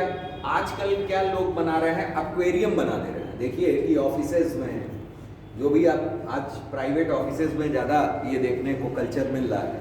ठीक है ना? तो प्राइवेट ऑफिसेज हैं, प्राइवेट इंस्टीट्यूशंस हैं, वो ऑर्नामेंटल पर्पस के लिए, सजावटी पर्पस के लिए क्या कर रहे हैं कि एक्वेरियम रख रहे हैं। ठीक है ना? कई लोग घरों में एक्वेरियम रख रहे हैं, छोटे से लेकर के बड़े तक एक्वेरियम रख रहे हैं। तो ये उद्योग भी क्या है? पोषित हो रहा है। ठीक है ना? बढ़ रहा है। और इस उद्योग में क्या हो रहा है कि सजावटी मछलियों की बढ़ती मांग, ठीक, इसकी मांग भी बढ़ रही है। ठीक है ना? और सीमा से अधिक विस्तार की क्या हो रही है? संभावना। फिर हमारा तीसरा कार्यक्रम है निषाद राज बोट सब्सिडी योजना। ठीक है ना? निषाद राज आप लोग जान रहे हैं कि निषाद नाम कहाँ से आया है? ये किसके लिए? मछुआरों के लिए। ठीक है ना? क्लियर? मेनली प्रदेश में पर्याप्त जल संसाधन उपलब्ध होने के फलस्वरूप यहाँ मत्स्य विकास की प्रचुर क्या है संभावनाएं। मतलब क्या, ये कार्यक्रम भी हमारा किससे संबंधित है, मत्स्य विकास से। मत्स्य पालकों एवं मछुआरा समुदाय के व्यक्तियों को मत्स्य खेत तथा नदियों जलाशयों में मत्स्य प्रबंधन संरक्षण के माध्यम से रोजगार एवं आजीविका के लिए जलाशयों, तालाबों, नदियों एवं अन्य जल संसाधनों में बिना इंजन की नाव यानी नॉन मोटराइज्ड, ठीक है ना, जाल, लाइफ जैकेट और आइस बॉक्स आदि पर 40% अनुदान उपलब्ध कराए जाने हेतु निषाद राज बोट सब्सिडी योजना है। ठीक है ना, किस पर ये करा रहे हैं देख लीजिए। पहला क्या, बिना इंजन की नाव, ठीक। दूसरा जाल, लाइफ जैकेट, ठीक। फिर आइस बॉक्स, ये सब जो हैं, जो भी टूल्स लगते हैं मत्स्य पालन के लिए, उन सभी टूल्स पर क्या दी जाएगी, सब्सिडी दी जा रही है। ठीक है ना, क्लियर ये चीजें। अब देखिए मत्स्य पालन पे अगर आता है आपको प्रश्न, तो आप सीधे सीधे पहले बता ही दोगे कि कौन कौन सी योजना चल रही है, ठीक है ना, और किन किन क्षेत्रों में ये मत्स्य पालन करना क्यों लाभकारी है। ठीक है ना, ऊपर 4-5 लाइनों में लिखा हुआ है कि क्यों लाभकारी है, मतलब उपयोगिता क्या क्या है जो मैंने बताया आपको। इसके अलावा आप क्या कर सकते हो, योजनाओं के बारे में गिनवा सकते हो कि ये 3 प्रमुख योजनाएं ही चल रही है, प्रधानमंत्री मत्स्य संपदा, मुख्यमंत्री मत्स्य संपदा और हमारा कौन, निषाद राज बोट सब्सिडी योजना। ठीक, उसके बाद महत्व पे आ जाइए। महत्व दिया है यह योजना प्रदेश में मत्स्य पालन और मत्स्याखेट पर, ठीक, मत्स्याखेट का मतलब मत्स्य आखेट, ठीक है ना, पर निर्धन मत्स्य पालकों व मछुआरों को जल क्षेत्रों में मत्स्य प्रबंधन हेतु आर्थिक रूप से मजबूत और स्वावलंबी बनाएगा। मतलब क्या है, जो मछुआरे जाति के लोग हैं, जैसे निषाद जाति के लोग हैं, ठीक है ना, मोस्टली मछुआरे हैं, उनके पास खेती के अवसर नहीं है, बागवानी के अवसर नहीं है, उनके पास कुछ तो है, सरकार प्रोत्साहित भी कर रही है। ठीक है ना, आप जिस क्षेत्र में हो उसी क्षेत्र में सरकार आपको क्या कर रही है, प्रोत्साहित कर रही है। ठीक है ना, क्लियर, कि आपको सब्सिडी देगी, टूल्स पर भी सब्सिडी देगी। पता चला आप प्रधानमंत्री मत्स्य संपदा पे या मुख्यमंत्री संपदा योजना पे वहां सब्सिडी प्राप्त कर ले रहे हैं। ठीक है ना, तो मतलब कहीं ना कहीं आप प्राप्त करके अपनी आय को क्या कर सकते हैं, बढ़ा सकते हैं और रोजगार के अवसर उपलब्ध हो सकते हैं आपके लिए। ठीक है ना, क्लियर। देखिए रोजगार का मतलब यही नहीं होता है कि रोजगार का मतलब सरकारी नौकरी। रोजगार का मतलब, ठीक है ना, आप इकोनॉमी में पढ़िए तो उसमें निर्धारित है कि 8 घंटा, ठीक है ना, इतने दिन, ठीक है ना, उसमें अलग परिभाषा दी हुई है, तो दैट पर्टिकुलर इज रोजगार।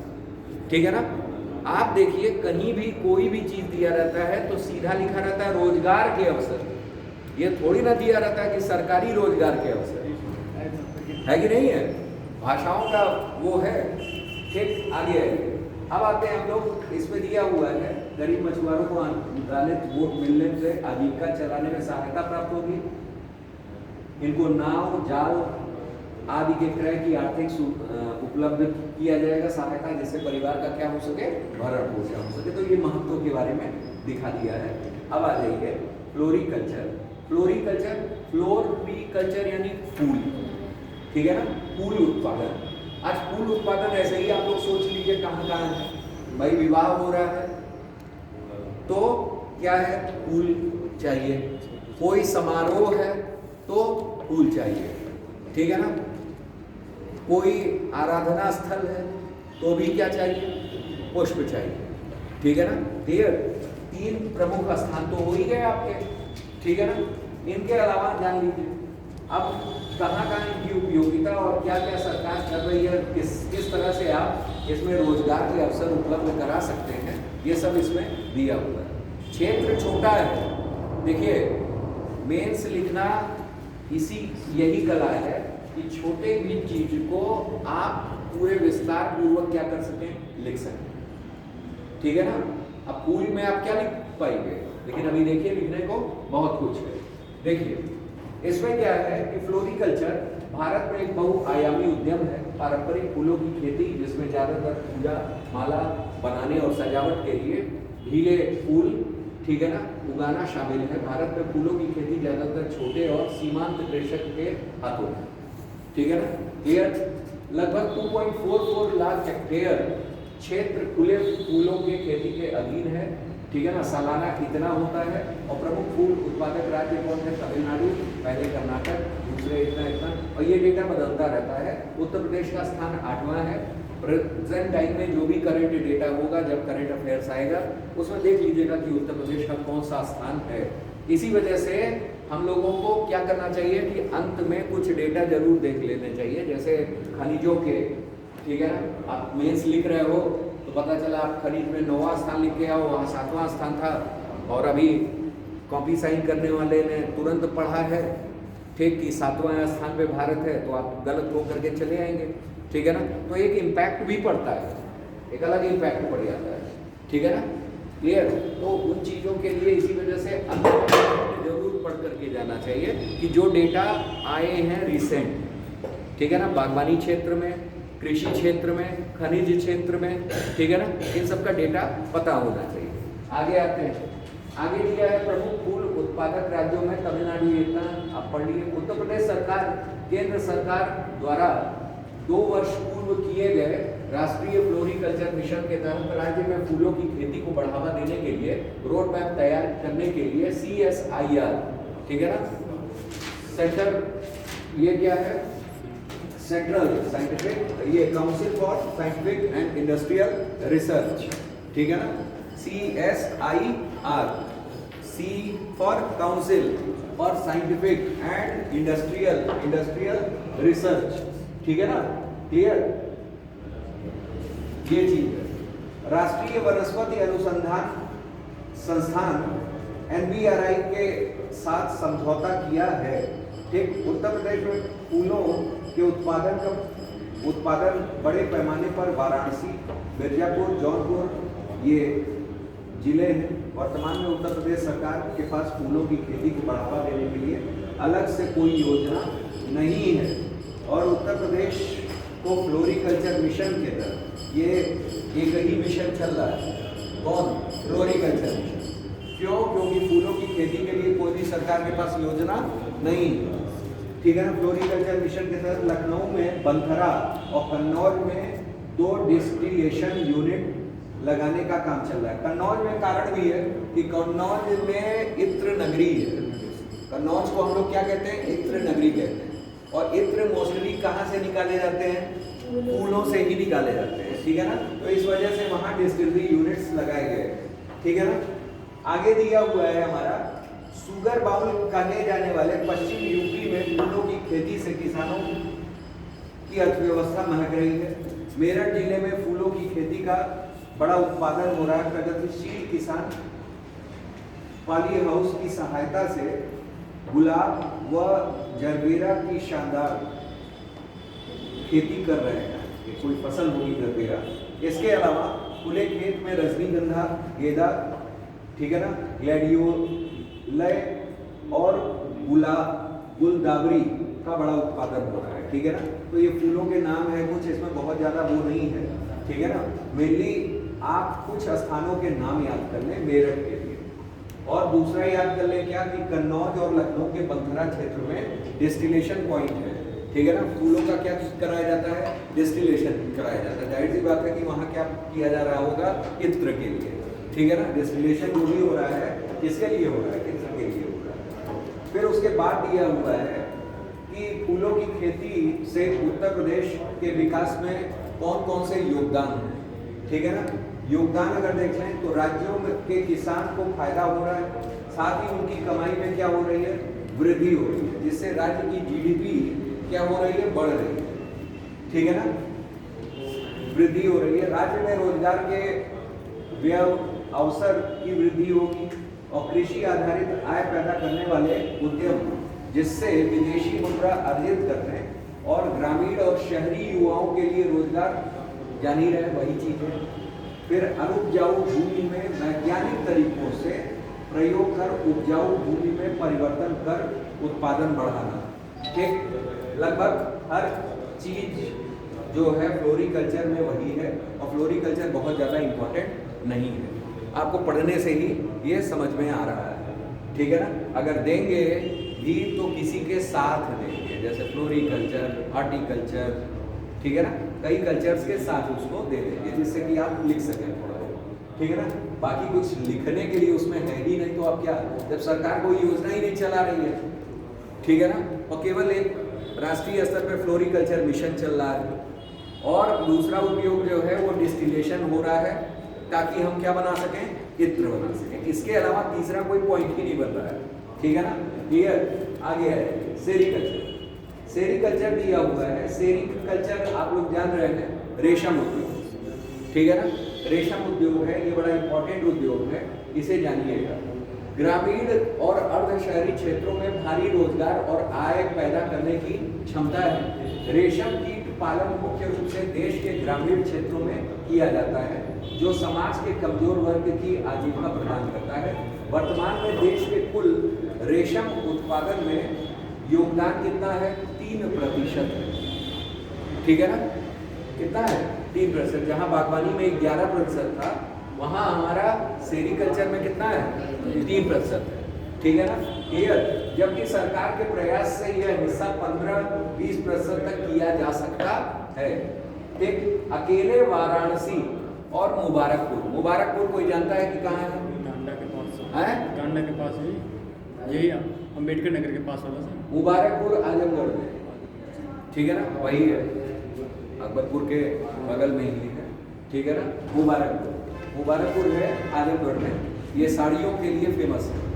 ठीक है ना, किसके लिए फेमस है, साड़ियों के लिए फेमस है मुबारकपुर। ठीक है ना, खासकर रेशमी साड़ियों के लिए, किसके, रेशमी साड़ियों के लिए। और उद्योग कौन सा है, रेशम। ठीक है ना, बनारस भी किसके लिए फेमस है, रेशमी साड़ियों के लिए, सिल्क। ठीक है ना, क्लियर। तो ओवरऑल इन्हीं दोनों जगह पर, अकेले वाराणसी और मुबारकपुर में रेशम के धागों की सालाना मांग जो है 3000 मीट्रिक टन है। वर्तमान में उत्तर प्रदेश इस मांग का केवल 1% ही पूरा कर पा रहा है। मतलब पूरा यहाँ सेरीकल्चर पूरी तरह से व्यापकता नहीं, दो ही जगह पे है। एक हमारा कहाँ, मुबारकपुर जो आजमगढ़ में है, और दूसरा हमारा कहाँ, वाराणसी अकेले। ठीक है ना, क्लियर। जहाँ टोटल का 3000 मीट्रिक टन रेशम, ठीक है ना, ये वो है। आगे आइए, उत्तर प्रदेश के चंदौली में सोनभद्र, ललितपुर, फतेहपुर जिले रेशम उत्पादन के लिए जाने जाते हैं। रेशम उत्पादन में कानपुर शहर, कानपुर देहात, जालौन, हमीरपुर, चित्रकूट, बांदा भी है। ठीक है ना, ये सब रेशम है। ठीक, इसके कारोबार को बढ़ावा देने के लिए वाराणसी में सिल्क एक्सचेंज भी खोला गया है। रेशम की खेती के लिए सरकार सभी बड़े पैमाने पर अर्जुन के पौधे लगवा रही है। ठीक है ना, उत्तर प्रदेश के रेशम उत्पाद विकास नीति के तहत योजनाओं को मुख्य रूप से 2 भागों में, अर्थात गैर सब्सिडी और सब्सिडी, उसमें किया जा रहा है। अब आइए जानिए, जैसे है क्या, शहतूत, टसर और एरी सिल्क। रेशम की 3 वैरायटियां हैं। शहतूत का मतलब होता है मलबरी, ठीक है ना, मलबरी सिल्क। ठीक है ना, फिर उसके बाद हमारा क्या है, टसर सिल्क, एक तरह का सिल्क है, और एरी सिल्क है। ठीक है ना, इनके अलावा मूंगा सिल्क भी आता है। कौन सिल्क आता है, मूंगा सिल्क भी आता है। ठीक है ना, एग्जाम्स में पूछा भी जाता है। वृक्षारोपण और बाद में रख रखाव, बुनियादी ढांचे का सुदृढ़ीकरण, मरम्मत और रख रखाव। ठीक, उसके बाद जिला स्तर पर क्या करना, प्रशिक्षण कार्यक्रम, और हमारा रेशम कीट पालन के लिए कीटाणु शोधन। ठीक, अब रेशम कीट बीज उत्पादन, जैसे यहाँ क्या है कि इस बीज उत्पादन के साथ साथ अनाज में आवश्यक विभिन्न सामग्रियों की क्या की जाए, खरीद की जाए। ठीक है ना, क्लियर। इसमें दिया हुआ है सेंट्रल सिल्क बोर्ड बंगलुरु से गुणवत्तापूर्ण और रोग मुक्त बीजों को क्या किया जाए, खरीदा जाए। ठीक है ना, क्लियर। फिर उसके बाद राज्य की शेष मांग के लिए गुणवत्तापूर्ण रेशम कीट बीज का उत्पादन। अब यहाँ दिया हुआ है क्या, सब्सिडी योजना, उत्प्रेरक विकास कार्यक्रम। निजी क्षेत्र में रेशम जो है, ठीक है ना, उसके लिए सूक्ष्म योजनाएं चल रही हैं और यह केंद्र प्रायोजित योजना श्रेणी के अंतर्गत आती है, जो हमारी सब्सिडी योजना होती है, लेकिन ये निजी क्षेत्रों में है और कैसी है, सूक्ष्म है, ठीक है ना। और भारत सरकार और यूपी सरकार द्वारा भी क्या है, वित्त पोषित है। आगे आइए, लाभार्थियों का चयन तथा रेशम कीट पालन और पौधों के विकास और सिंचाई में सहायता के लिए टूल विकसित किए जाएंगे। आगे आइए, रेशम उत्पादन में उत्तर प्रदेश का योगदान क्या है। पहला क्या है, किसानों की आय में वृद्धि, पहला यही है, एक अल्टरनेटिव है ये एग्रीकल्चर का, सेरीकल्चर। कुछ अनुपजाऊ जमीन में जो खेती के योग्य नहीं है, रेशम की खेती करने से आय बढ़ेगी, ठीक है ना, क्लियर। उसके अलावा जानिए, साथ साथ पूरे भारत में रेशम का आयात चीन से होता है और रेशम के उत्पादन में चीन से निर्भरता भी क्या होगी, कम होगी और उत्तर प्रदेश से रेशम का निर्यात किया जा सकेगा, ठीक है ना, क्लियर। जैसे उत्तर प्रदेश में कई क्षेत्र ऐसे हैं जहां रेशम का काफी, ठीक है ना, उत्पादन हो रहा है, ठीक है ना, जिसके लिए अर्जुन के पौधे भी लगाए जा रहे हैं, अभी आपने देखा। इसके अलावा हमारा क्या है, शहतूत के पौधे, मलबरी सिल्क बनाया जा रहा है, ठीक है ना, क्लियर।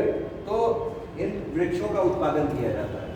अच्छा, रेशम के धागे का इस्तेमाल साड़ियाँ और दुपट्टे को बनाने में किया जाता है।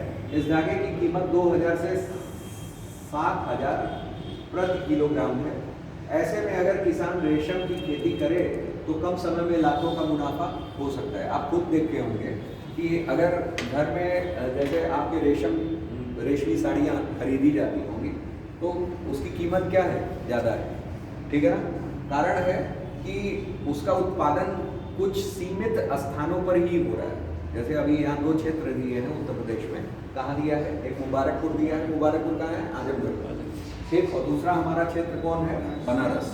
इन दोनों जगह सिल्क उत्पादन क्या है, ज़्यादा है, ठीक है ना। और क्षेत्र क्या है, सीमित है, ठीक है ना, क्षेत्र क्या है, सीमित है। अगर यहाँ ज़्यादा अल्टरनेटिव उसके आ जाए और भी ज़्यादा वो हो जाए, उसका प्रोडक्शन होने लगे, ज़्यादा क्षेत्र में लोग विकास करने लगे, तो जाहिर सी बात है कि इसमें लाखों का मुनाफा किया जा सकता है, ठीक है ना। और रेशम कीट पालन से किसानों की आय दुगना करने में सहायक है, ठीक है ना।